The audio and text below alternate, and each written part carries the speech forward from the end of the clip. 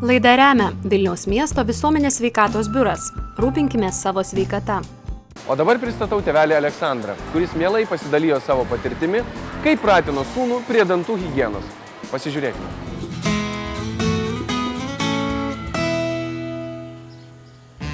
Dantukai visoms mamytėms ir tėveliams primena bemiegės naktis ir irzlias dienas, pakilusią mažylių temperatūrą. Kai kuriems galbūt tai tenka išgyventi būtent dabar. Vieni tėveliai skaičiuoja vieną po kito dygstančius dantukus, o kiti vis laukia ir laukia pasirodant pirmojo. Jokios schemos nėra. Vieni jau gimsta su dantimis, kitiems gi šie atsiranda vėliau.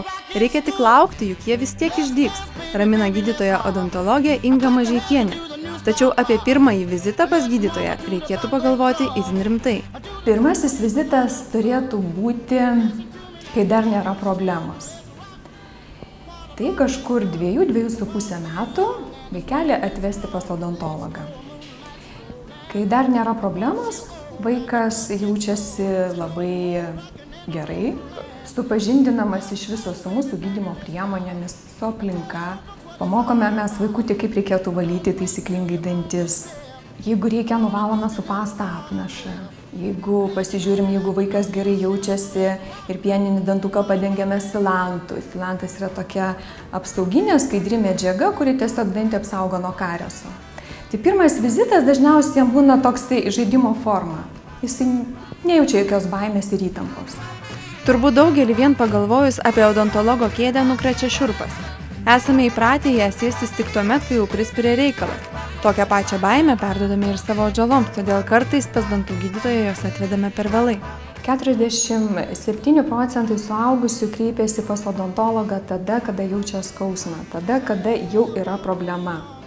Vaikučius nuo 3 iki 7 metų tik tais apie 31% atveda vaikų. Atveda vaikų profilaktiškai, noriu pasakyti. Kartais tėveliai, bandydami paruošti vaiką vizitui pas odontologą, šiek tiek persistengia. Paruošimas dažniausiai būna toks. Tu nebijok, tau nieko neskaudės ir tau nieko nedarys ten. Ir įsivaizduojat, kai vaikui pasako, tau nieko nedarys, ir čia ateina ir daktaras sako, tu įsižiok, jis automatiškai neįsižioja, ar ne? O jo labiau, jeigu ir įsižioja ir daktaras pradeda kažką krapštyti, jam kažką pajaučia, jis išsigąsta. Tai čia dabar apgaudinėja suaugę, kažką čia daro, kažkas čia vyksta. Tokių dalykų iš viso nereikėtų sakyti. Ir aš sakau tėvam, arba jūs neruoškite vaiko visiškai, arba paruošimas turėtų būti taip, kad mes einam pas dantų gydytoją ir dantų gydytoja tau suskaičiuos dantis ir dantų gydytoja padės tau išlaikyti sveikus dantukus. Turbūt sutiksite, kad vis dar yra tėvelių manančių, jog pieninių vaiko dantukų prižiūrėti neverta, jie vis tiek iškris. Tačiau tai klaidinga nuomonė. Neprižiūrint mažylio dantų gali kilti kur kas rimtesnių problemų nei maža skylutė. Būtinai jos reikia ir valyti, ir gydyti. Jeigu yra pieninis dantis su infekcija, jisai gali pakenkti nuolatinio dantuko užuomazgai, ar ne? Jeigu vaikas anksti netenka pieninių dantų, tai gali turėti įtakos sukandimui, gali turėti įtakos žandikaulio vystymuisi. Vienareikšmiškai dantis reikia gydyti ir juos reikia gydyti kuo greičiau. Ir jeigu taip atsitiko, kad išgedo ir priekiniai ir krūminiai dantis, pradėti tvarkyti kuo greičiau nuo krūminių dantų. Ir tik po to, jeigu matom, kad vaikas yra drąsus, kad tiesiog duodasi gydomas, tada jau tvarkyti ir priekinius dantis. Mes kaip tik turime drąsų vaiką, tai Mantas. O drąsus jis dar ir dėl to, kad tėveliai pradėjo rūpintis jo dantukais nuo pat kūdikystės. Ir ką reiškia jų skausmas, Mantas dar nežino. Pakalbinome berniuko tėtį Aleksandrą. Dantimis pradėjom rūpintis dar, kai jų nebuvo. Pirmiausia, mamytė dar dantenos valė su marliuku, su ramunėlio arbata. Ir kai išdygo jau pirmieji dantukai, tai jau su dantų pasta ir šepetėliu pradėjom valyti. Dažniau, pirmą, aišku, mamą, po to ir pradėjau pats. Iki to laiko žiūrėdavom patys, ta prasme, gaudavau sveiką maistą. Iki 3 metų jis nežinojo, kas tai yra šokoladas, kas tai yra tie saldumynai, tortai ir taip toliau. Tiesiog nematėme jokios problemos, patys matės, kad lyg tai viskas gerai, bet nuo 3 metų, kai pradėjau vaikščioti darželį, sužinojo, kas yra saldainiukai, sužinojo, ką reiškia torčiukas ir kitas maistas. Tai sprendėm tiesiog profilaktiškai nuvesti, patikrinti, ar viskas gerai, kažkokia problema yra. Išmokyti vaiką valytis dantukus sudėtinga užduotis. Vieni tėveliai tai daro žaidimo formą, kiti šį procesą patiki specialistams. Ir tėtis Aleksandras net neabejoja, kad tai pats tinkamiausias būdas. Šį kartą rimtą Manto vizitą stebėjome ir mes. Pradėkime nuo dantų valymo, gerai prisiminkim, kaip mes mokėmės valyti dantis.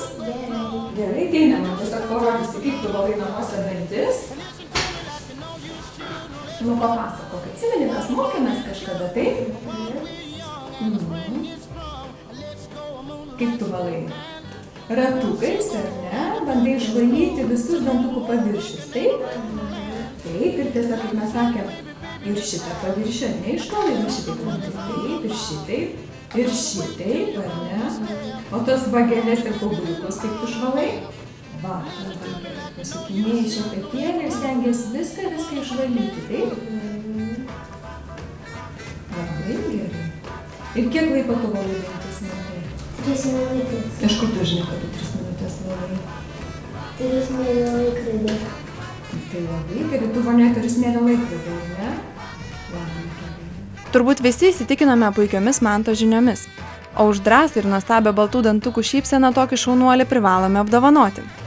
Odontologė Inga Mažeikienė padengė Manto dantuką silantu, apsauginė medžiaga nuo ėduonies, ir įteikė naują dantų šepetėlį bei dantų pastą. Gerai, Mantai, dovanojam tau dantų šepetėlį, dovanoju ir dantų pastą. Apsilankysi pas mus kada? Po pusės metų ir pasižiūrėsim, kokie bus tavo dantukai tada.